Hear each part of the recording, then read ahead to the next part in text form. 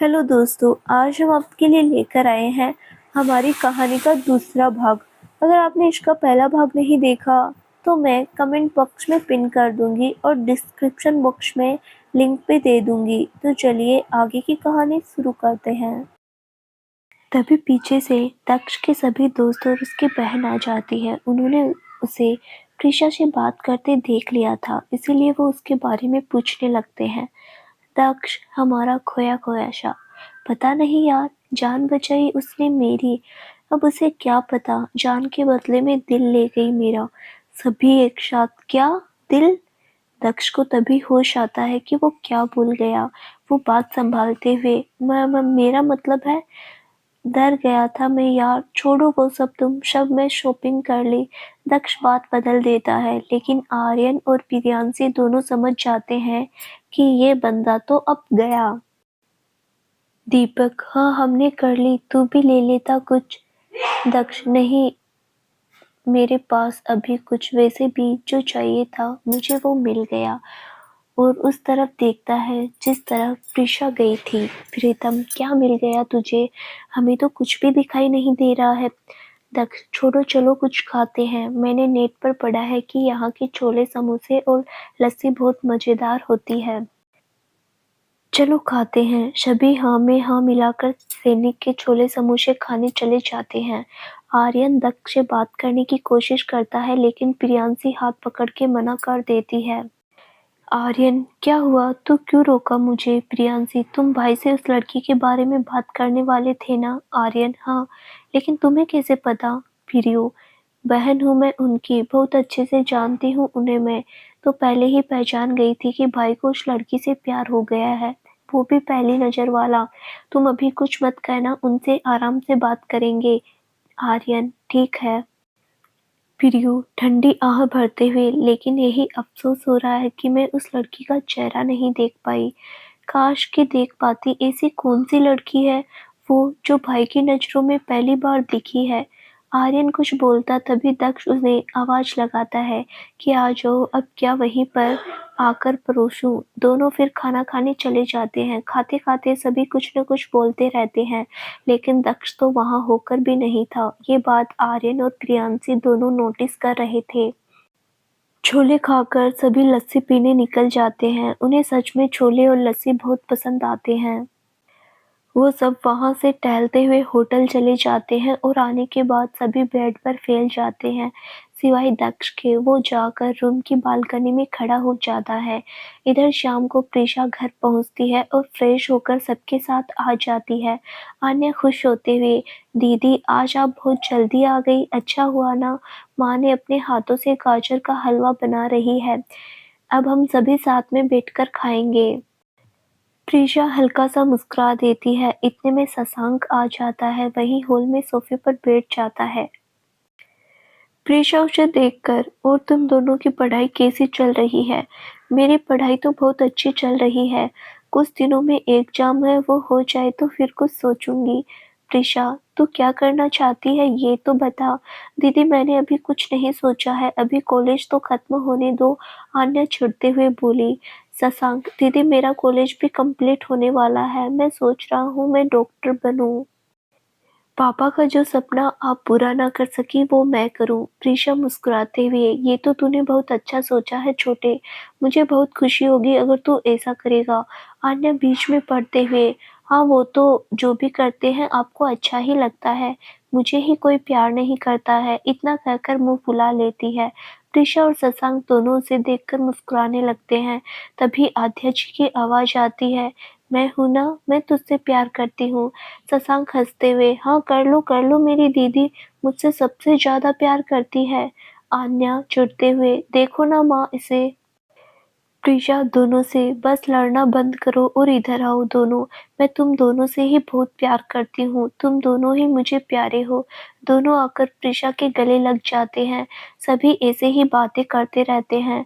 थोड़ी देर बाद प्रीशा अपने कमरे में, शशांक और आन्या अपने कमरे में और प्रीशा की माँ किचन में चली जाती है। प्रीशा अपने कमरे में आ जाती है और लैपटॉप पर मेल चेक करती है और भी थोड़ा बहुत काम करती है, लेकिन उसका ध्यान पता नहीं क्यों आज काम में नहीं लग रहा था। अंत में थककर वो लैपटॉप बंद करके खिड़की पर खड़ी हो जाती है और आसमान में चाँद को देखने लगती है। खाली आसमान में चाँद चमक रहा था, उसी की तरह तन्हा। आसपास सितारों की बहुत भीड़ थी, लेकिन चाँद तन्हा था, ठीक प्रीशा की तरह। चाँद को देखते-देखते अचानक से उसे दक्ष याद आ जाता है। वो मन ही मन सोचती है, कैसा अजीब इंसान था, हादसा होने पर भी मुस्कुरा रहा था। इरिटेटिंग। फिर मुँह बनाते हुए नाम पूछ रहा था, बातों से फ्लर्टी लग रहा था। खैर मुझे क्या, मैं क्यों सोच रही हूँ उसके बारे में, और सर झटक कर सोने चली जाती है। इधर होटल में सभी आकर बेड पर लेटे होते हैं। प्रियांशी भी अपने रूम से फ्रेश होकर उसके साथ ही आ जाती है और सब गप्पे मारने लगते हैं। दक्ष को भी वो खींचकर अपने साथ बैठा लेते हैं। बातों ही बातों में आर्यन प्रियो को इशारा करते हैं। प्रियो, राहुल, दीपक और प्रीतम से, आप लोगों की फ्रेंड क्यों नहीं आई? वो आती तो मुझे कंपनी मिल जाती। बताइए, मैं अकेले बोर हो रही हूँ। प्रीतम, रिया के घर वालों ने मना कर दिया, ये कहकर के 1 महीने बाद शादी है और हमारे घर लड़कियां शादी की डेट तय होने के बाद घर से बाहर नहीं निकलती है। राहुल, और मेरी अर्चना को ऑफिस में कोई जरूरी काम था इसीलिए नहीं आ सकी। प्रियो दीपक से, अब आप भी बता दीजिए, वो तुम सब तो जानते ही हो उसकी फैमिली को वो कैसे आने देते निशा को। प्रियो कुछ सोचते हुए, भाई इससे तो अच्छा होता कि आपकी ही कोई फ्रेंड होती मेरे साथ तो होती कम से कम। दक्ष जो अब तक खामोश बैठा था चौंकते हुए, क्या बोल रही है छोटी तू अभी बहुत छोटी है, इन सब बातों पर ध्यान मत दे, समझी? प्रीशा, क्या भाई इतनी बड़ी हो गई हूँ, अब कितनी बड़ी हो जाऊँ? वैसे आपकी जानकारी के लिए बता दूँ, मम्मी आपके लिए रिश्ते देख रही है। अब आप तो पसंद करने से रहे, वही अपनी बहू चुन रही है। इतना कहकर वो आर्यन की तरफ देखकर आई विक कर देती है। दक्ष हैरान होते हुए, क्या कह रही है तू? मम्मी ऐसा कैसे कर सकती है, और उन्होंने मुझे बताया क्यों नहीं? प्रीशु अपनी हंसी छुपाते हुए, आपको बता के क्या फायदा, आपको तो कोई पसंद ही नहीं आती, इसीलिए मम्मी खुद ही ये काम कर रही है। दक्ष नाराज होते हुए, ये कोई बात नहीं हुई, मुझसे पूछा होता, क्या पता मुझे कोई पसंद हो। फिर अचानक से चुप हो जाता है, ये क्या बोल दिया मैंने? प्रियो और आर्यन हंसने लगते हैं, तो भाई को प्यार हो गया है। दक्ष हड़बड़ाते हुए, नहीं नहीं ऐसा नहीं है।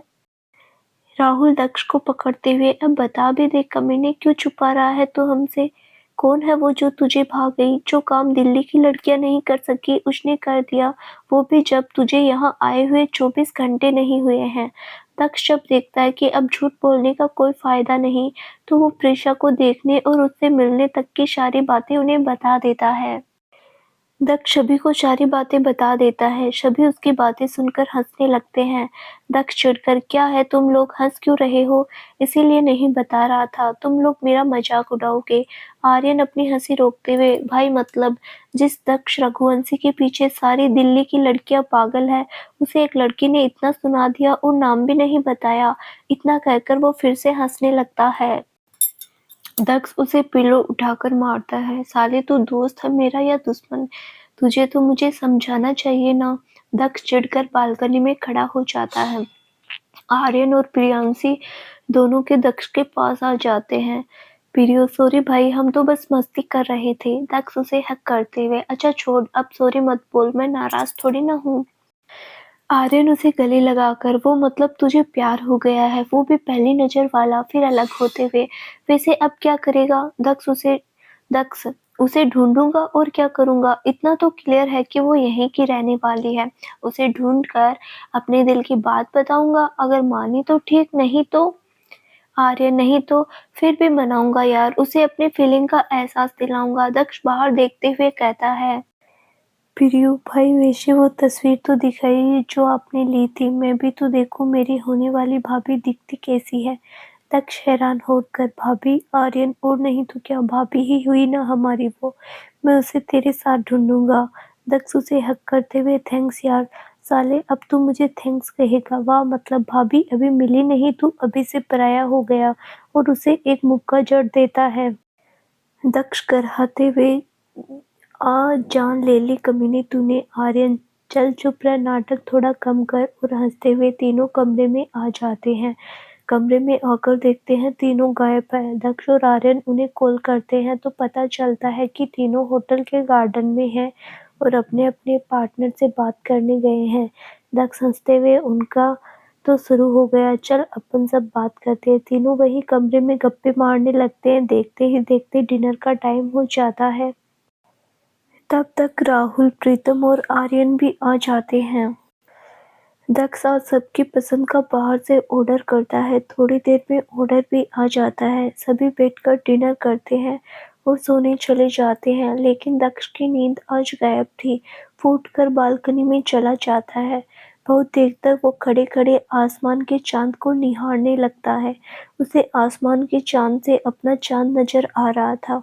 वो आंखें बंद करके प्रीशा को महसूस करता है। उसे प्रीशा को देखना, फिर उसे देखने की तलब होना, प्रीशा को उसके लिए फिक्रमंद होना, सारी बातें सोचकर दक्ष के होठों पर स्माइल आ जाती है। तभी पीछे से कोई उसके कंधे पर हाथ रख देता है। वो चौंक कर पीछे पलटता है तो देखता है आर्यन है। आर्यन आगे आते हुए, क्या हुआ, तू यहाँ क्या कर रहा है? सोना नहीं है तुझे? दक्ष, वो नींद नहीं आ रही थी, तू जा सो जा, मैं थोड़ी देर में सो जाऊंगा। आर्यन, नहीं, वैसे उस लड़की के बारे में सोच रहा है। दक्ष चांद को देखते हुए, हाँ पता नहीं यार, वो कुछ अलग सी लगी। एक अजीब सा दर्द नजर आया उसकी आंखों में। मुझे वो कौन है, क्या करती है, कुछ भी नहीं जानता हूँ मैं, फिर भी उसे देखने की तलब हो रही है। कहाँ से ढूंढूंगा उसे मैं? आर्यन को सोचते हुए, वो तस्वीर ली थी ना तूने, जो दिखा, शायद आगे कभी काम आ जाए। दक्ष जाकर अपना कैमरा ले आता है और उसे प्रीशा की तस्वीर दिखाता है।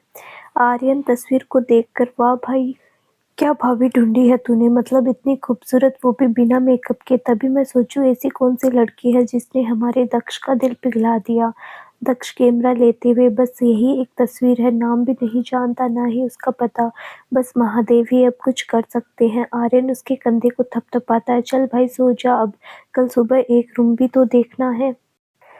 दक्ष नाराज होते हुए, क्यों रूम ढूंढना है यार, मैं हूं ना, मैं सब कुछ अरेंज कर लूंगा, तुम लोग क्यों टेंशन ले रहे हो? आर्यन, हम जानते हैं तू अरेंज कर लेगा, लेकिन ये 1 महीने की बात है और हम में से किसी को भी अच्छा नहीं लगेगा कि हम ऐसे रहे। एक फ्लैट रेंट पर लेंगे तो सब मिल बांट कर खर्च करेंगे, तू जानता है ना, हम सब इतना महंगा होटल अफोर्ड कर नहीं पाएंगे, समझा? चल अब सोते हैं। दक्ष बिना कुछ कहे सोने चले जाता है। अगली सुबह दक्ष और उसके दोस्त अपने लिए फ्लैट ढूंढने निकल जाते। इस बात से बेखबर दक्ष के आज किस्मत उस पर मेहरबान होने वाली है।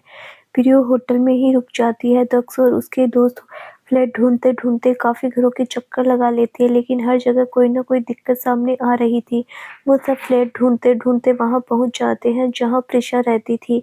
संयोग से उस दिन संडे था और प्रीशा घर पर ही थी। दक्ष और उसके दोस्त वहां रहने वालों से पूछताछ करते हैं, जिससे कि उन्हें पता चल सके यहाँ कोई फ्लैट खाली है या नहीं।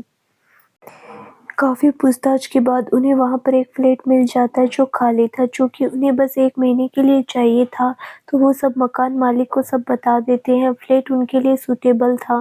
3 कमरे थे जिनसे बाथरूम अटैच था और एक किचन। किचन में पहले से ही जरूरत के सामान मौजूद थे। शायद वहाँ पहले कोई रह कर गया था। सभी बात करके वापस होटल चले जाते हैं। वहां से अपना सारा सामान और प्रियो के साथ उस फ्लैट पर चले जाते हैं।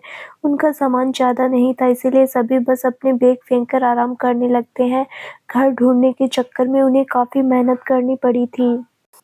सबको आराम करते करते कब आंख लग जाती है कुछ पता ही नहीं चलता। इधर प्रीशा संडे की वजह से घर में थी और किचन में काम कर रही थी। हर संडे को वो यही करती थी, किचन में सबके फरमाइश का खाना बनाती थी। प्रीशा के साथ बहुत कुछ हुआ था, लेकिन उसकी वजह से उसने कभी अपनी फैमिली को अकेला नहीं छोड़ा। घर की बड़ी होने की वजह से उसके पापा के गुजरने के बाद उसने सारी जिम्मेदारियां बखूबी संभाली थी। प्रीशा किचन में सारा काम करके अपने कमरे में आ जाती है। जाते जाते मेड को खाना लगाने का कह देती है। वो कमरे में आकर फ्रेश होती है और नीचे सबके साथ खाना खाने आ जाती है। सभी खाने की टेबल पर उसी का इंतजार कर रहे थे। उसके आते ही सभी खाना शुरू कर देते हैं। खाने की टेबल पर सभी थोड़ा बहुत बात करते हैं। खाना खाकर शशांक किसी काम से बाहर चला जाता है और आन्या सोने चली जाती है। सिर्फ आध्या जी और प्रीशा बच जाते हैं। दोनों इधर उधर की बातें करते हैं, लेकिन प्रीशा सिर्फ हाँ हूँ में ही जवाब देती है। प्रीशा अपनी माँ को काम का बहाना करके कमरे में जाती है, लेकिन आद्या जी उसे रोककर बिठा लेती है और खुद किचन में जाकर सरसों का तेल लाती है और प्रीशा को नीचे बिठाकर खुद सोफे पर बैठ जाती है। प्रीशा, क्या कर रही है माँ आप?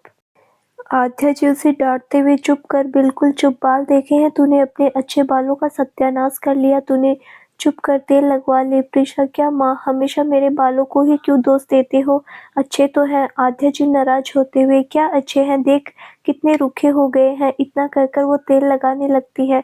थोड़ी देर बाद प्रीशा को भी अच्छा लगता है। वो आंखें बंद कर लेती है। काम की वजह से तो वो ये सब कुछ भूल ही चुकी थी। लाइफ बस एक मशीन बनकर रह गई थी उसकी।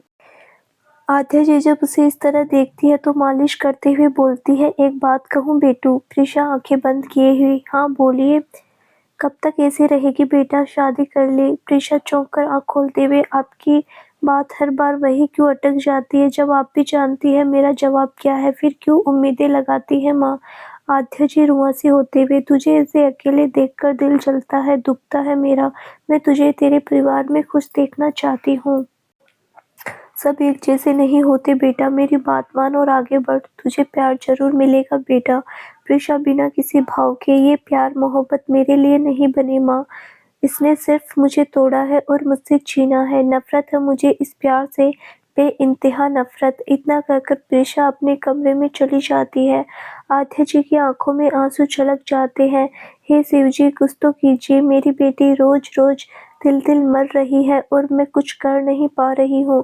और कितनी परीक्षा लेंगे आप मेरी? कोई तो होगा इस दुनिया में जो मेरी बेटी का हाथ थामकर उसे अपनाएगा, उसके जख्मों पर अपने प्यार का मरहम रखेगा। देखते ही देखते शाम हो जाती है। दक्ष और उसके दोस्त भी जग जाते हैं, फ्रेश होकर बाहर घूमने निकल जाते हैं। इधर आद्या जी और आन्या भी बाहर निकली हुई थी। संयोग ये था कि प्रीशा के घर के सामने ही रोड के दूसरे तरफ दक्ष का फ्लैट था। आन्या को पड़ोस की ही एक लड़की मिल जाती है। वो उससे बातें करने लगती है और आद्या जी आगे निकल जाती है। तभी दूसरी तरफ से एक आदमी दौड़ता हुआ आता है और उन्हें टक्कर मारकर निकल जाता है। वो गिरती से पहले दक्ष आकर उनको संभाल लेता है। आप ठीक तो हैं आंटी जी? आद्या जी मुस्कुराकर, हाँ बेटा मैं ठीक ठीक हूँ, थैंक यू बेटा। दक्ष उन्हें संभालते हुए, इसमें थैंक यू की क्या बात है आंटी, आप मेरी माँ जैसी है और अभी अभी तो आपने मुझे बेटा कहा और बेटों को थैंक यू थोड़ी ना कहते हैं। आद्या जी मुस्कुराकर उसे देखती है, बहुत प्यारे हो बेटा, पहले तुम्हें कभी यहाँ देखा नहीं, नए आए हो क्या? दक्ष, हाँ आंटी, दिल्ली से हूँ मैं, आज ही यहाँ आया हूँ दोस्तों के साथ घूमने। बहुत अच्छी बात है बेटा ये, तुमसे मिलकर अच्छा लगा। आद्या जी उसके गाल को छूकर कहती है, मुझे भी आंटी। आप सब जल्दी से बताइए कहाँ रहती है, आपको मैं वहाँ तक छोड़ देता हूँ। आद्या जी, वो सामने वाले घर में। दक्ष, अरे वाह आंटी, मैं तो आपके सामने वाले ही फ्लैट में रहता हूँ। आद्या जी, बेटा किसी दिन आओ हमारे यहाँ, मुझे अच्छा लगेगा। इतने में ही आन्या वहाँ आ जाती है। माँ, आप ये किससे बातें कर रही है? फिर दक्ष को देखकर, जी आप कौन, पहले तो कभी नहीं देखा। आद्या जी, हाँ नए हैं और आज ही आए हैं यहाँ घूमने। आन्या दक्ष को देखकर, ओ, फिर आद्या जी से, मम्मा चलो अब दीदी ढूंढ रही होगी। आद्या जी, एक मिनट रुक। और दक्ष को देखकर, कितने लोग हो बेटा तुम सब? मैं और मेरे 4 दोस्त और एक मेरी छोटी बहन, मतलब कुछ 6 हैं। कुल 6 हो। हाँ आंटी, ठीक है बेटा, मैं चाहती हूँ कल तुम सब डिनर मेरे यहाँ करोगे। अरे नहीं आंटी, इतनी परेशान ना हो, ठीक है ऐसे ही। आद्या जी झूठी नाराजगी दिखाते हुए, अभी तो माँ जैसी कहा तुमने और अभी बात नहीं मान रहे हैं। दक्ष उनके गले लगते हुए, ओके आंटी, डोंट वरी, कल हम सब आ जाएंगे। आद्या जी से बाय कहकर चली जाती है। ठीक उसी वक्त प्रीशा अपनी बालकनी में निकलती है। वो फोन पर बात कर रही होती है। उसकी पीठ दक्ष की तरफ होती है। उसने अपने बड़े से बालों को पोनीटेल करके बांधा हुआ था। कहो रोहित, क्या क्या खबर है? मैम, वो काफी बौखलाया हुआ है, वो आपके बारे में जानने की पूरी कोशिश कर रहा है। प्रीशा, जब तक मैं न चाहूँ उसे मेरे बारे में भनक नहीं लगनी चाहिए। रोहित, डोंट वरी मैम, वो कुछ नहीं जान पाएगा। और हाँ, सुना है 2 सप्ताह के अंदर कोई बहुत बड़ा प्रोजेक्ट आने वाला है, वो इसके लिए जी जान लगाएगा, क्योंकि इस बार ये प्रोजेक्ट उसे नहीं मिला तो वो रास्ते पर आ जाएगा। प्रीशा व्यंग्य से मुस्कुराते हुए, गुड रोहित, बस इसी तरह मुझे अपडेट देते रहो। और कॉल डिस्कनेक्ट कर देती है। वही पास में झूले पर बैठ जाती है। नीचे खड़े दक्ष की नज़र उस पर जाती है, लेकिन पीठ होने के कारण वो उसे पहचान नहीं पाता है। तभी दक्ष के दोस्त उसे आवाज देते हैं और दक्ष अपना नजरें घुमा लेता है। ठीक उसी समय प्रीशा भी अपना चेहरा रोड की तरफ करती है और कुछ सोचती रहती है। दक्ष वापस से अपनी नजरें घुमाता है, लेकिन तभी प्रीशा वापस अपनी पीठ उस तरफ कर लेती है। दक्ष अपने दोस्तों के पास चला जाता है, उन्हें वो सारी बातें बताता है जो आध्या जी से हुई। सभी दोस्त मान जाते हैं। इधर प्रीशा बालकनी में बैठे बैठे खुद से, बस कुछ दिन और मिस्टर इनेमी और तुम बर्बाद, तुम मुझे ढूंढ रहे हो, मुझसे मिलने को बेताब हो। वो वक्त बहुत नज़दीक है और मुझे यकीन है मुझे देखने के बाद फिर कुछ देखने की ख्वाहिश नहीं होगी तुम्हें। आफ्टर ऑल पूरे 3 सालों के बाद जो मिलेंगे हम, मैं भी बहुत बेकरार हूँ तुमसे मिलने के लिए। थोड़ी देर में अंधेरा भी हो जाता है और प्रीशा अपने कमरे में आ जाती है। दक्ष और सब भी अपने फ्लैट में आ जाते हैं। देखते ही देखते रात हो जाती है।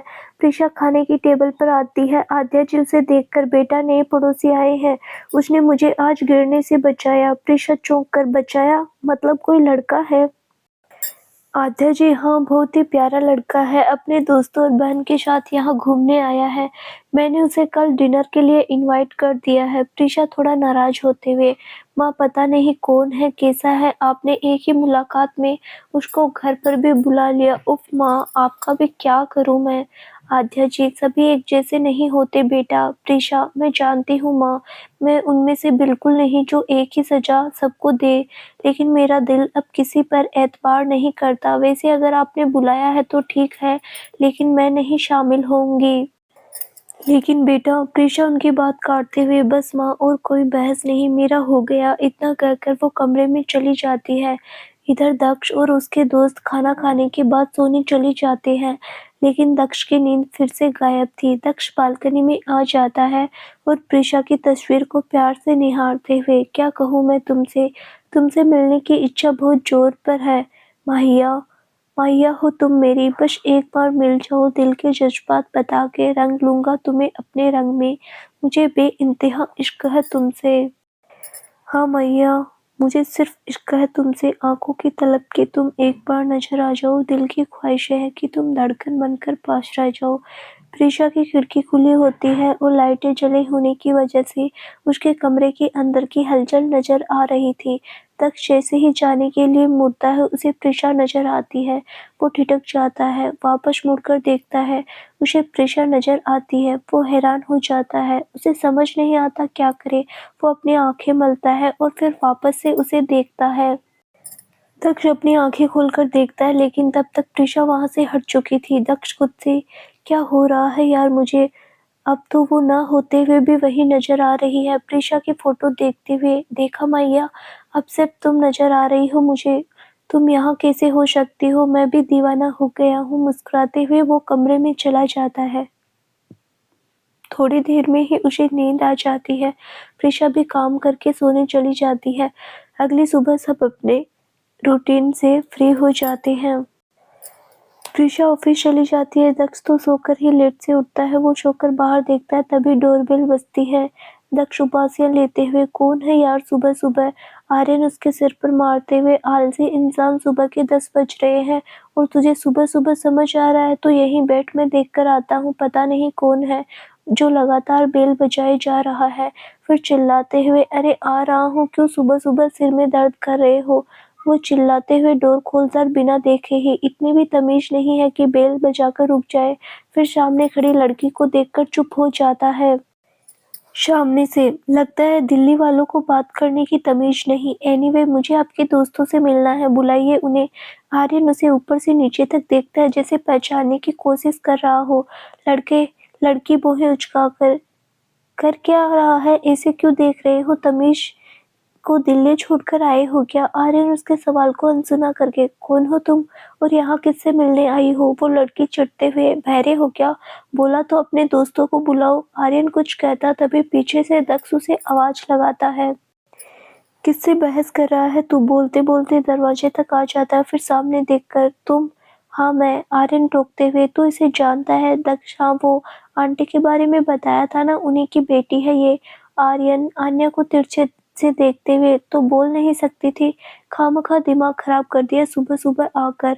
दक्ष उसे डाँट कर आन्या से, हाँ बोलो क्यों आई हो, कुछ काम था? हाँ, वो माँ पूछ रही थी कि आप सब डिनर पर आ रहे हो ना? आन्या ने जवाब दिया। दक्ष मुस्कुराकर, हाँ, और सुनो आंटी को बोल देना ज़्यादा परेशान ना हो। वैसे तुम्हारा नाम क्या है? आन्या उसका छोटा सा जवाब दिया। दक्ष ओके कहकर चला जाता है। आन्या भी जाने लगती है। आर्यन उसे आवाज़ देता है, सुनो। आन्या चिढ़कर, क्या है? आर्यन भी चिढ़ जाता है। तुम क्या हमेशा ऐसे ही बात करती हो? तुम्हें उससे क्या, मैं कैसे भी बात करूं? आर्यन, तुम्हें बताया नहीं कि मेहमानों से ऐसे बात नहीं करते? आन्या मुंह बनाते हुए, मेहमान और तुम? हाँ नहीं तो क्या, तुम्हारी माँ ने आज हमें बुलाया है तो हम मेहमान ही हुए ना? आर्यन बालों में हाथ घुमाते हुए बोला। आन्या मन में, अच्छा जी मेहमान, आ जाओ फिर बताती हूँ तुम्हें। सामने से मेहमान और तुम, और पलट कर चली जाती है। आर्यन बड़बड़ाते हुए, अजीब नकचड़ी है, तमीज नहीं है जरा से भी बात करने की, सीधा बोल देती दक्ष से मिलना है, लेकिन इन लड़कियों की तो आदत घुमा फिरा के बात करने की। दक्ष उसे बड़बड़ाते हुए सुनता है। इधर ऑफिस में प्रिशा काम में व्यस्त थी कि तभी चरण जी आते हैं। वो केबिन का डोर नॉक करते हैं तो प्रिशा उन्हें अंदर आने को बोल देती है। चरण जी, मैम। प्रिशा नजर उठाते हुए, कितनी बार कहा है अंकल मैम नहीं बोला कीजिए मुझे। तो क्या बोलूं बेटा? अभी बेटा कहा ना तो ऐसे ही बोला कीजिए, समझे आप? प्रिशा उन्हें डांटते हुए कहती है। चरण जी झेपते हुए, अरे नहीं, ऑफिस में अच्छा नहीं लगता है। ठीक है अंकल जी, जो आपको सही लगे बोलिए, लेकिन सिर्फ ऑफिस में। अब बताइए क्या काम है आपको? चरण जी सोच में पड़ जाते हैं। प्रिशा उन्हें इसे देखकर, क्या हुआ अंकल, क्या बात है? वो बात यह है कि अर्चना की शादी है अगले महीने। चरण जी लगभग सोचते हुए बोलते हैं। प्रिसा चौंक जाती है, फिर वो खुश होकर, क्या अर्चू की शादी है? आप मुझे आज बता रहे हैं अंकल? चरण जी, सब कुछ जल्दबाजी में हुआ बेटा। कोई नहीं अंकल, मैं आपसे नाराज नहीं हूँ। चरण जी झिझकते हुए, वो बेटा पैसा चाहिए था मुझे, आप तनख्वाह से काट लेना। प्रिशा नाराज होकर, आपने मुझे पराया कर दिया ना अंकल? चरण जी फौरन कहते हैं, नहीं बेटा, ऐसी बात नहीं है। फिर आप मुझे संकोच क्यों कर रहे हैं? अर्जु मेरी बहन जैसी है अंकल, हमने पूरा बचपन साथ बिताया है, और उसके लिए मैं कुछ करूँ ना, इससे बड़ी खुशी क्या होगी मेरे लिए? चरण जी प्रिशा को देखते हैं। प्रिशा उन्हें एक ब्लैंक चेक साइन कर देती है। ये लीजिए अंकल, आपको जितने भी रुपए चाहिए ले लीजिए, और प्लीज मना मत कीजिएगा। चरण जी, नहीं बेटा, ऐसे कैसे मैं इसे ले सकता हूँ? नहीं नहीं बेटा।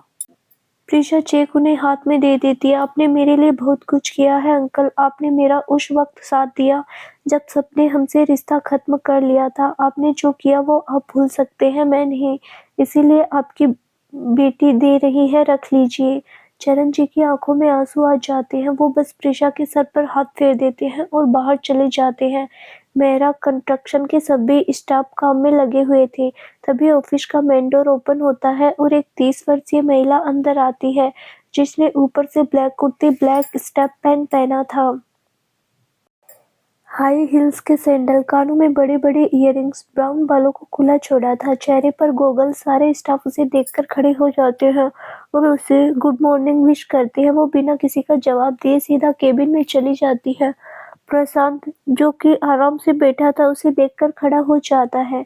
अरे सोनिया बेबी तुम? सोनिया अरोड़ा, जो कि प्रशांत मेहरा की वाइफ थी, उसे देखकर गुस्सा हो जाती है।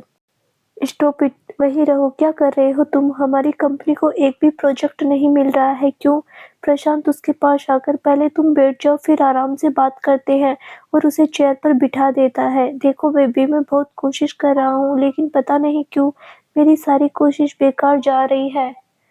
Trust me baby. सोनिया थोड़ा शांत होते हुए, देखो प्रशांत, ये ऑफिस मेरे पापा का सपना है। मैं सब कुछ बर्दाश्त कर सकती हूँ, लेकिन इसे डूबते हुए नहीं देख सकती, समझे तुम? तुम कुछ भी करो और अगला प्रोजेक्ट हमारी कंपनी को दिलाओ। ये ऑफिस मैंने तुम्हें इसीलिए सौंपा है क्योंकि तुम इसके काबिल हो, वरना मैं इसे अकेले संभाल सकती हूँ। कहीं ऐसा ना हो कि मुझे अपना फैसला गलत लगने लगे और अपना फैसला बदलना पड़े। प्रशांत को अंदर ही अंदर बहुत गुस्सा आता है, लेकिन खुद को नॉर्मल रखता है। सॉरी बेबी, बस जैसे मुझ पर पहले भरोसा किया था अब भी कर लो, ये प्रोजेक्ट हमें ही मिलेगा। ट्रस्ट मी सोनिया, गुड, और ऐसा ही होना चाहिए। मैं चलती हूँ अब। घर पर पीहू मेरा वेट कर रही होगी और प्रशांत के गले लगाकर चली जाती है। उसके जाते ही प्रशांत अपने केबिन से बाहर आता है और स्टाफ से अगला आने वाला प्रोजेक्ट हमारी कंपनी को मिलना चाहिए, नहीं तो समझो कि तुम सबकी नौकरी गई। फिर मैनेजर को अंदर बुलाता है। Yes sir. प्रशांत, सुनो, मुझे किसी भी हाल में आध्या कंस्ट्रक्शन के बॉस की जानकारी चाहिए, क्योंकि इस प्रोजेक्ट के लिए वो भी जी जान लगा देगा और ये प्रोजेक्ट किसी भी हाल में मुझे चाहिए, समझे तुम? यस सर कहकर मैनेजर बाहर आ जाता है। इधर दक्ष और सारे दोस्त मार्केट निकल जाते हैं गिफ्ट लेने। आंटी ने बुलाया है तो खाली थोड़ी ना जाएंगे। सभी शॉपिंग करते हैं। तभी प्रियांशी को एक शॉप पर एक टॉप दिखता है। वो दक्ष से एक्सक्यूज कर उस दुकान पर चली जाती है। उसे वो टॉप बहुत पसंद आता है तो वो उसकी मैचिंग जींस भी खरीद लेती है। वो जैसे ही बाहर आती है उधर से चले आ रहे शशांक से टकरा जाती है। उसका बैग नीचे गिर जाता है। वो गुस्से में बैग उठाते हुए, अंधे हो क्या, दिखाई नहीं देता? इडियट कहीं के, मेरा सारा सामान गिरा दिया। शशांक, इडियट किसे कहा तुमने? खुद रॉन्ग साइड से चल रही हो और मुझे दोष दे रही हो। प्रियांशी उसे देखकर, एक तो गलती, ऊपर से मुझे डांट रहे हो।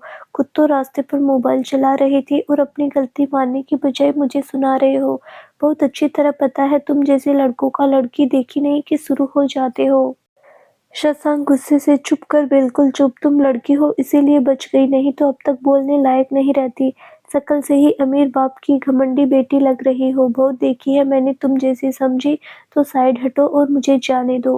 प्रियांशी दांत पीसते हुए यूं और अपना हाथ उठा देती है, लेकिन इससे पहले कि वो उसे मारती शशांक उसका हाथ पकड़ लेता है। ना ना ना, ये मत करना, लड़की हो, हद में रहो, वरना मुझे हद समझानी आती है, और उसका हाथ झटक कर चला जाता है। प्रियांशी गुस्से में उसे जाते हुए देखती रहती है। बहुत गलत किया तुमने, तुम्हें छोड़ूंगी नहीं मैं। इडियट कहीं के। उसका मूड खराब हो गया था, इसीलिए वो सीधा फ्लैट पर चली जाती है। थोड़ी देर बाद और जब सब वापस आ जाते हैं तो देखते ही देखते शाम हो जाती है। प्रीशा घर आ जाती है। घर आकर देखती है कि उसकी माँ किचन में खाने की तैयारी करवा रही होती है और सर झटक कर अपने कमरे में चली जाती है। अंदर जाकर वो कपड़े बदलकर फ्रेश होती है और बाहर निकलकर मेड को एक कप चाय लाने को बोलती है। खुद हॉल में जाकर बैठ जाती है और टीवी ऑन करके देश दुनिया की खबर लेने लगती है। थोड़ी देर में मेड उसके लिए चाय ले आती है। वो चाय पीते हुए टीवी देखती है। जब उसका मन वहाँ भी नहीं था तो वापस अपने कमरे में चली जाती है। प्रीशा को पेंटिंग का बहुत शौक था। उसने अपने कमरे के अंदर ही एक कमरा बना रखा था जिसमें वो कभी कभी पेंटिंग कर लिया करती थी। उसकी पेंटिंग में उसकी उदासियां झलकती थी जो वो किसी से नहीं कहती थी, अपनी पेंटिंग में उतार देती थी। आज भी वो पेंटिंग करनी आती है, अपने मन के भावों को पेंटिंग के जरिए उतार देती है। उसे पता नहीं चलता डिनर का टाइम हो गया है। इधर दक्ष और उसके दोस्त रेडी होकर आध्या जी के घर पहुंच जाते हैं। आध्या जी उन्हें बिठाती है और उनसे बात करने लगती है। थोड़ी देर में आन्या भी वहां आ जाती है। आर्यन की नजर उस पर पड़ती है तो आन्या उसे देखकर मुंह बना लेती है। बातों ही बातों में आध्या जी कहते हैं, देखो तुम सबको बुला लिया लेकिन नाम भी नहीं पता। राहुल, बस इतनी सी बात आंटी, अभी जान लीजिए। और वो सबके नाम गिनवा देता है। बातें करते करते डिनर का टाइम हो जाता है, लेकिन ना प्रीशा नीचे आई थी ना ही शशांक घर आया था। प्रियांशी और आन्या में बहुत अच्छी दोस्ती हो गई थी। आध्या जी शशांक को कॉल करती है तो वो बस आने का कहकर कॉल रख देता है। मेड खाने को टेबल पर रख देती है। आध्या जी प्रीशा को बुलाने का कहती है। मेड जब आध्या को बुलाती है मेड जब प्रीशा को बुलाती है तो वो मना कर देती है। मेड वापस चली जाती है। आर्यन, कोई प्रॉब्लम है क्या आंटी? आध्या जी फीका मुस्कुराते हुए, नहीं बेटा, वो मेरी बेटी ज्यादा किसी से घुलती मिलती नहीं है, अकेले रहना ही पसंद है उसे। दक्ष चौंकते हुए, आपकी एक और बेटी है आंटी जी? आन्या, हाँ दक्ष भाई, दीदी मुझसे और शशांक से बड़ी है। दक्ष सोचने लगता है कि कल रात जिसे देखा कहीं वही तो नहीं। क्या करूं, कैसे पता करूं? वो सोचता ही है तभी उसकी नजर ऊपर पड़ती है। प्रीशा कुछ काम से बाहर आई होती है लेकिन उसकी पीठ दक्ष की तरफ होती है। दक्ष उसके पलटने का इंतजार करता है। जैसे ही प्रीशा पलटती है आर्यन उसे अपनी तरफ घुमा लेता है। क्या कर रहा है? कब से उसे देखी जा रहा है। वो आंटी की बड़ी बेटी है। दक्ष झुंझलाते हुए, हाँ पता है, चुप कर। वो इतना कहकर ऊपर देखता है लेकिन तब तक प्रीशा जा चुकी होती है। दक्ष को बहुत अफसोस होता है। सभी डिनर के लिए बैठते हैं तभी शशांक आ जाता है। आध्या जी डांटते हुए, ये कौन सा वक्त है आने का? तू जानता है कि फिर भी इतना लेट कर दिया, जा जल्दी से जाकर फ्रेश होकर आ जा। शशांक ओके माँ कहकर अपने रूम में चला जाता है। सभी पलटकर उसे देखते हैं, लेकिन तब तक वो अपने रूम में चला जाता है। थोड़ी देर बाद वो फ्रेश होकर सबके साथ आ जाता है। जैसे ही वो चेयर पर बैठता है, उसके जस्ट सामने बैठी प्रियांशी उसे देखकर चौंक जाती है। शशांक भी उसे देख लेता है। दोनों एक साथ चिल्लाते हैं, तुम। सभी उन्हें हैरानी से देखते हैं। शशांक प्रियांशी से, तुम यहाँ मेरे घर में क्या कर रही हो? प्रियांशी, अजीब इंसान हो, देखते नहीं डिनर पर बुलाया है आंटी ने। शशांक कुछ कहता तभी दक्ष बोल पड़ता है, तू इन्हें जानती है गुड़िया? हाँ, नहीं भैया, बस आज मार्केट में मिले थे और कोई बात नहीं है। आध्या जी, ठीक है, बाद में बात कर लेना, अभी खाना खाओ। दोनों मन में, बात और उससे अच्छा जहर ना खा लूं मैं। सभी खाना शुरू करते हैं। आन्या आर्यन को देखते हुए, कितना भुक्कड़ है ये, खाया ही जा रहा है। सच में बहुत बदतमीज है ये। आर्यन उसे देखकर कैसे घूर रही है, जैसे चोरी की है मैंने। अजीब पागल लड़की है, खैर मुझे क्या।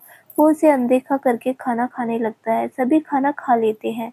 थोड़ी देर बाद सभी अपने लाए हुए तोहफे आध्या जी को देते हैं और उनके खाने की तारीफ भी करते हैं। सभी चले जाते हैं। तीनों उन्हें गेट तक छोड़ते हैं। उन सबके जाने के बाद प्रीशा नीचे आती है और किचन से खाना निकाल कर खाने लगती है। आध्या जी उसे देखकर नाराजगी से, ये सही नहीं है बेटा, कम से कम आकर मिल ही लेती। प्रीशा खाते हुए, मैंने पहले ही मना कर दिया था माँ, मुझे इस बात पर कोई बहस नहीं करनी। आध्या जी, ठीक है कहकर कमरे में चली जाती है। प्रीशा भी खाकर अपने कमरे में चली जाती है। इधर दक्ष अपने बेड पर लेटे लेटे प्रीशा के बारे में सोचता रहता है। उसे थोड़ी देर बाद नींद आ जाती है। अगली सुबह प्रीशा जॉगिंग के लिए जाती है, फिर अखिलेश्वर मंदिर के पास बैठ जाती है। आज दक्ष भी जल्दी जगकर उसी मंदिर के लिए निकल जाता है, ताकि वो अपने कैमरे में कुछ अच्छी तस्वीरें ले सके। इधर प्रीशा भी वहीं होती है। दक्ष वहां पहुंचकर मंदिर और वहां के आसपास की खूबसूरती को कैमरे में कैद करने लगता है। वाकई सुबह कुछ ज्यादा ही खूबसूरत लग रहा था। झरनों की मधुर आवाज के साथ घंटियों की आवाजें और एक साथ मिलकर बहुत मधुर लग रही थी। जी मन को शांति देने के लिए काफी था। दक्ष बहुत प्यारी तस्वीरें लेता है।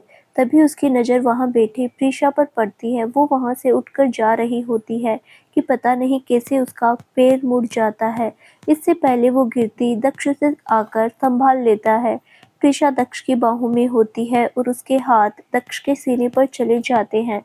दक्ष उसे एकटक देखता रहता है और उसकी धड़कनें बढ़ जाती है। ये बात प्रीशा भी महसूस करती है। दक्ष उसकी बड़ी सी आंखों में खो जाता है। वो न जाने कब तक यूं ही खोया रहता है।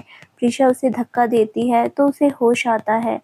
प्रीशा उसे धक्का देकर जाने लगती है। दक्ष उसके सामने आकर, अरे कम से कम थैंक यू तो कहती जाओ। प्रीशा मुंह फेर कर, थैंक यू किस बात के लिए? अरे अभी मैंने तुम्हें गिरने से बचाया इसीलिए। दक्ष उसकी आंखों में देखकर कहता है। प्रीशा गुस्से से, तो क्या मैंने तुम्हें कहा था कि मुझे बचाओ, हटो मेरे रास्ते से। दक्ष मन में, अब तो सारे रास्ते एक होने हैं। प्रीशा चिल्लाते हुए, सुना नहीं क्या तुमने, हटो। दक्ष मुस्कुराकर, अच्छा नाम तो बताते जाओ अपना। प्रीशा, बड़े बेशर्म इंसान हो तुम। उसे धक्का देकर निकल जाती है। प्रीशा अपने घर आकर टाइम के हिसाब से ऑफिस निकल जाती है। चरणजी उसे एक फाइल लाकर देते हैं। प्रीशा उसे देखकर मुस्कुराती है और चरणजी को वापस भेज देती है। प्रीशा मन ही मन, बस कुछ दिन और, फिर मैं और तुम आमने सामने होंगे। यकीन मानो तुमसे ज्यादा मैं बेकरार हूँ। तुम्हें तुम्हारी औकात जो दिखानी है। मेहरा कंस्ट्रक्शन। प्रशांत के केबिन में, सर वो हाईवे का टेंडर निकल गया है, कल फॉर्म सबमिट करना है, पूरे 500 करोड़ का टेंडर है। प्रशांत चेयर से उठते हुए, याद रहे हमें ये टेंडर किसी भी हालत में चाहिए, शाम दाम दंड भेद, जो करना पड़े करो, लेकिन ये टेंडर हमें ही मिलना चाहिए। अगर हमने ये प्रोजेक्ट पूरा कर लिया तो हम उत्तर प्रदेश में नंबर 1 हो जाएंगे। Okay sir. दक्ष और उसके दोस्त प्रयागराज घूमने निकल जाते हैं। वो सबसे पहले त्रिवेणी संगम जाते हैं। वहाँ की खूबसूरती अद्भुत थी। तीनों नदियों के संगम का दृश्य बहुत ही भावपूर्ण था। वहाँ की मान्यता थी, जो भी यहाँ स्नान करता है उसके पाप धुल जाते हैं। आत्मा पवित्र हो जाती है। वो सब वहाँ के पानी को खुद पर छिड़कते हैं।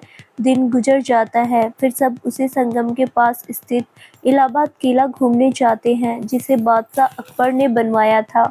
ये किला नक्काशी का एक बेहतरीन नमूना था। ऐसा भी कहा जाता है कि इस किले का निर्माण हिंदुओं के पवित्र वृक्ष अक्षयवट को ढकने के लिए बनाया गया था। दक्ष हर जगह की बहुत सी तस्वीरें लेता है। उन्हें घूमते हुए शाम हो जाती है, इसीलिए वो सभी बाहर से ही खाकर वापस आ जाते हैं। प्रीशा घर आकर फिर से कमरे में बंद हो जाती है।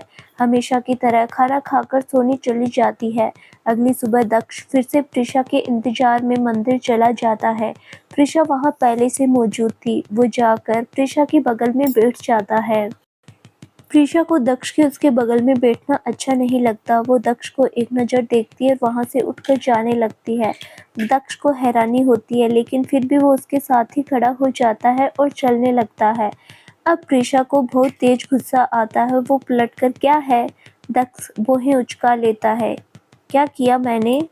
प्रीशा उसे अंगुली दिखाकर, देखो दूर रहो मुझसे, तुम जैसे लड़कों को बहुत अच्छी तरह से जानती हूँ। एक बार मुझे गिरने से बचा क्या लिया, तुम तो पीछे ही पड़ गए। दक्ष मुस्कुराते हुए, पीछे नहीं पड़ा, बस तुम्हारा नाम जानकर तुमसे दोस्ती करना चाहता हूँ। प्रीशा हैरानी से, दोस्ती? हाँ दोस्ती, पता नहीं क्यों तुम्हें देखकर दोस्ती करने का दिल करता है। दक्ष मुस्कुराकर कहता है। प्रीशा, वैसे ये डायलॉग कितनी लड़कियों को बोल चुके हो? लिसन मिस्टर, जो भी हो, अपने ये डायलॉग कहीं चिपकाओ जो लड़कियां तुम्हारे पीछे आती है। दोस्ती के नाम पर खेलना बहुत गलत है, इसीलिए दूर रहो मुझसे। इतना कहकर प्रीशा आगे बढ़ जाती है, लेकिन तभी उसका बैलेंस बिगड़ जाता है और वो फिर से गिरने को होती है कि दक्ष उसका हाथ पकड़ लेता है। प्रीशा गिरने के डर से आंखें बंद कर लेती है। सुबह की धूप प्रीशा के चेहरे पर पड़ने से उसका चेहरा चमक रहा था। हवा से उसके बालों की एक लट बार बार उसके चेहरे पर आ रही थी। वो इस समय बेहद खूबसूरत लग रही थी। निशानी के भाव लिए उसे देख रहा होता है। अपने हाथों पर दक्ष के हाथ की पकड़ महसूस, प्रीशा धीरे धीरे आंखें खोलती है। सामने दक्ष की आंखों में प्रीशा को अपनी फिक्र नजर आती है। कुछ देर के लिए वो भी दक्ष के मासूम चेहरे में खो जाती है। मंदिर की घंटी बजने की वजह से उसे ध्यान आता है, तो वो जल्दी से अपना हाथ छुड़ा लेती है। दक्ष भी सीधा हो जाता है। प्रीशा को दक्ष की आंखों में अपने लिए एक अलग ही एहसास नजर आता है। वो असहज हो जाती है और बिना कुछ बोले जाने लगती है। दक्ष उसे आवाज़ देता, लेकिन वो अनसुना कर देती है। वो आगे बढ़ जाती है। दक्ष उसके सामने आकर, तुम्हें आवाज़ दे रहा हूँ मैं। प्रीशा रूड होकर, हटो मेरे रास्ते से, अजीब लड़की हो, कम से कम थैंक यू तो बोलती जाओ। दक्ष सामने से ही बोला। प्रीशा को एहसास होता है कि उसने थैंक यू नहीं बोला। वो सोचती है कि थैंक यू यूँ बोल दिया तो ये फिर से पीछे पड़ेगा। रूड होकर पीछा छुड़ा लेती हूँ। मैंने तुम्हें बोला था बचाने को, नहीं ना? गिरने देते मुझे, हटो और आइंदा से नज़र मत आना मुझे। प्रीशा बोलकर चली जाती है। दक्ष भी मायूस होकर फ्लैट पर आ जाता है। उसे समझ नहीं आता क्यों ही हो रहा है ऐसे। दक्ष सोचते हुए, कुछ तो है, लेकिन वो क्या जानता नहीं मैं। मुझे उसकी आंखों में एक उदासी नज़र आती है। वो शब्द ऊपर से है, लेकिन दिल से मोम है। मैं उसे जानना चाहता हूँ, लेकिन कैसे? ये तो बात भी करती है, तो लगता है चेतावनी दे रही हो। आज प्रीशा का मन ऑफिस जाने का नहीं होता, तो वो छुट्टी कर देती है। इधर दक्ष और उसके दोस्त घूमने जाने की तैयारी करने लगते हैं। वो सब नाश्ते के लिए कुछ ऑर्डर करने जा ही रहे होते हैं कि डोरबेल बजती है। सभी चौंक जाते हैं कि इस वक्त कौन आ गया। प्रियांशी जाकर डोर खोलती है तो सामने आद्या जी खड़ी होती है। प्रियांशी उन्हें देखकर खुश हो जाती है। आंटी जी, आप अभी इसी वक्त सरप्राइज कर दिया आपने तो। आद्या जी उसके चेहरे को छूकर, क्यों नहीं आ सकती मैं? दक्ष उन्हें गले लगाकर, अरे नहीं आंटी, आप तो कभी भी आ सकती हैं। इनफैक्ट मुझे तो बहुत अच्छा लगा आप यहाँ आई। आद्या जी, तुम सब लोगों को अगर कोई दिक्कत ना हो तो आज नाश्ता मेरे साथ कर लोगे? प्रियांशी, लेकिन आंटी। दक्ष उसकी बात काटकर, हाँ हाँ आंटी, क्यों नहीं। आद्या जी मुस्कुराकर, ठीक, फिर आओ सब, मैं वेट कर रही हूँ। सभी ओके कहकर थोड़ी देर में पहुँच जाते हैं। आद्या जी ने सबको टेबल पर बिठाया, फिर मेड से सबको नाश्ता परोसने को कहा। सबने देखा टेबल पर तरह तरह के पकवानों से भरा पड़ा था। आलू के पराठे, खीर, दम आलू, गाजर का हलवा, और भी पता नहीं क्या क्या।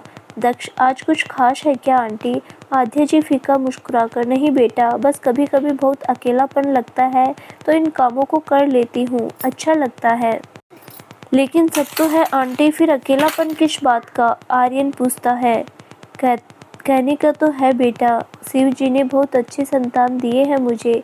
सब मुझसे बहुत प्यार करते हैं, बहुत ख्याल भी रखते हैं। लेकिन वो क्या है ना, कभी कभी उन्हें अपनी पढ़ाई की वजह से बाहर जाना पड़ता है। कभी जल्दी निकल जाते हैं तो देर रात तक आते हैं, नहीं तो हम साथ ही नाश्ता और डिनर करते हैं। आर्यन, आज कहाँ है सब? आज आन्या को जल्दी कॉलेज जाना था किसी काम से, तो वो जल्दी चली गई। शशांक को शहर से बाहर कुछ काम था, इसलिए वो कल रात ही चला गया। आर्यन जब सुनता है कि आन्या घर पर नहीं है तो पता नहीं क्यों उसे अच्छा नहीं लगता। दक्ष उसकी उदासी भांप लेता है। वो टेबल से खड़े होकर आध्या जी को गले लगाता है। जब तक मैं हूँ तब तक आपको अकेलापन नहीं लगेगा। आपने मुझे बेटा कहा है ना, तो ये बेटा हमेशा कोशिश करेगा कि आप कभी उदास ना हो। आध्या जी की आंखों में आंसू आ जाते हैं। वो रूंधे गले से, तुम बहुत अच्छे हो बेटा, शिव जी तुम जैसा बेटा हर माँ को दे। दक्ष झूठ का उदास होते हुए, अगर सब मेरे जैसे होंगे मेरी वैल्यू काम नहीं हो जाएगी आंटी, मुझे सिंगल पीस ही रहने दीजिए। आध्या जी हंसकर, ठीक है तू सिंगल पीस ही रह, चल अब नाश्ता कर, ठंडा हो जाएगा फिर। हाँ ये हुई ना बात, दक्ष ने हंसकर कहा। चलिए अब नाश्ता करते हैं। हाँ ये हुई ना बात, दक्ष ने हंसकर कहा। चलिए अब नाश्ता करते हैं। सभी फिर मस्ती मजाक करते हुए नाश्ता करने लगते हैं। तभी प्रियांशी की नज़र ऊपर जाती है, जहाँ प्रिशा के हाथ खिड़की से नजर आ रहे थे। वो ऊपर देखकर, आंटी ये ऊपर कौन है? आध्या जी खाते हुए, वो मेरी बड़ी बेटी है प्रिशा, आज ऑफिस नहीं गई इसलिए कमरे में है, नहीं तो उसे काम से फुर्सत ही नहीं मिलती। आर्यन ऊपर देखते हुए, तो उन्हें भी बुला लेते आंटी, वो भी ज्वाइन कर लेना हमें। आध्या जी उदासी से, नहीं बेटा वो नहीं आएगी, उसे इन सब में दिलचस्पी नहीं, वो ज़्यादातर अकेले रहती है। अच्छा छोड़ो, नाश्ता खत्म करो, मैं कॉफ़ी बनाती हूँ तुम सबके लिए। दक्ष का नाश्ता हो चुका था। मेरा तो नाश्ता हो गया आंटी, लेकिन सॉरी आंटी मैं कॉफ़ी नहीं पीता। आध्या जी उठते हुए, तो फिर? दक्ष लंबी सांस लेकर, मैं चाय पीता हूँ आंटी, और वो भी अदरक वाली, बस इतनी सी बात, तू बैठ मैं अभी तेरे लिए अपने हाथों से चाय बनाती हूँ। वो इतना कहकर किचन में चली जाती है। इधर प्रिशा अपने कमरे में बैठे बैठे दक्ष के बारे में सोचती रहती है, कौन है ये, और बिना कुछ जाने मुझसे दोस्ती करना चाहता है। फिर मन ही मन घबरा कर, नहीं नहीं, मुझे उससे दूर ही रहना होगा। उसकी आंखों में मैंने जो एहसास और बेचैनी देखी है, उससे मुंह नहीं मोड़ सकती मैं। मुझे दूर रहना होगा उससे। कुछ ही दिनों में मेरा मकसद पूरा होगा, मेरी पहचान सबके सामने आएगी और इन सब में कोई बीच में नहीं आ सकता। इन एहसासों और उसके ख्याल से भी मैं दूर रहना चाहती हूँ। फिर अपना सर पकड़कर, उफ ये लड़का तो मेरे दिमाग में ही कब्जा कर रहा है, मुझे दूर रहना होगा। वो सर झटक कर कमरे से बाहर निकल आती है, क्योंकि उसे पता नहीं होता कि सब नीचे आए हुए हैं। तब तक सबने नाश्ता कर लिया था। सभी आकर हॉल में सोफे पर बैठ जाते हैं। दक्ष ने आज घूमने का प्लान थोड़ा डिले कर दिया था, जिससे आंटी के साथ थोड़ी बात करके उनकी उदासी कम कर सके। सभी की पीठ सीढ़ियों की तरफ थी, इसीलिए सीढ़ियों से नीचे आती हुई प्रिशा किसी को नजर नहीं आती है। प्रिशा मोबाइल चलाने में बिजी थी, इसीलिए वो भी किसी को नहीं देख पाई। वो उसी तरह मोबाइल चलाते हुए घर के पिछले हिस्से में चली जाती है, जहाँ वो अक्सर आकर बैठा करती थी। वहाँ स्विमिंग पूल था, जो उसने खास डिजाइन करके बनवाया था, खुद के लिए नहीं शशांक के लिए। उसे बहुत पसंद थी स्विमिंग।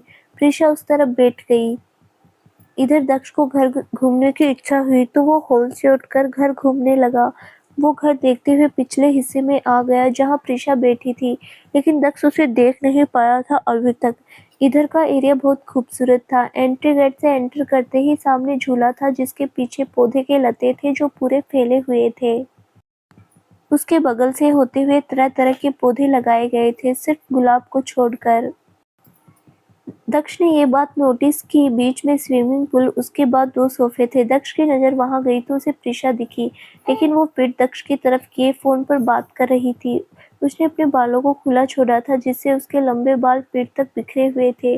उसने वही वाइट कुर्ती पहनी थी जिसमें दक्ष ने उसे देखा था। दक्ष उसे देखकर, ये शायद प्रीशा है, लेकिन ये अकेली क्यों रहती है? अपनी माँ के साथ होना चाहिए इसे तो। बात करके देखता हूँ इससे, ये सोचते हुए प्रीशा की तरफ बैठ जाता है। प्रीशा बात करते-करते खड़ी हो जाती है। दक्ष जैसे ही उसकी तरफ बढ़ता है, उसकी धड़कनें पता नहीं क्यों तेज हो रही थी। वो जाकर प्रीशा के पीछे खड़ा हो जाता है। दक्ष उसकी तरफ हाथ बढ़ाता है, लेकिन तभी प्रीशा को अपने पीछे किसी के खड़े होने का एहसास होता है। जैसे ही पीछे मुड़ती है, उसका पैर सोफे में फंस जाता है। वो लड़खड़ा जाती है। इससे पहले कि वो गिरती, दक्ष उसे अपनी बाहों में थाम लेता है। पलटने की वजह से प्रीशा के बाल चेहरे पर आ जाते हैं, जिसकी वजह से उसका चेहरा ढक जाता है। दक्ष को सिर्फ उसकी आंखें दिखाई देती है। प्रीशा दक्ष को अपने सामने देखकर हैरान हो जाती है। वो मन ही मन, ये लड़का तो मेरे हवाशों पर छाया हुआ है, ये मुझे नजर आ रहा है। दक्ष उसको अपनी बाहों में थामे उसकी आंखों में देखता रहता है।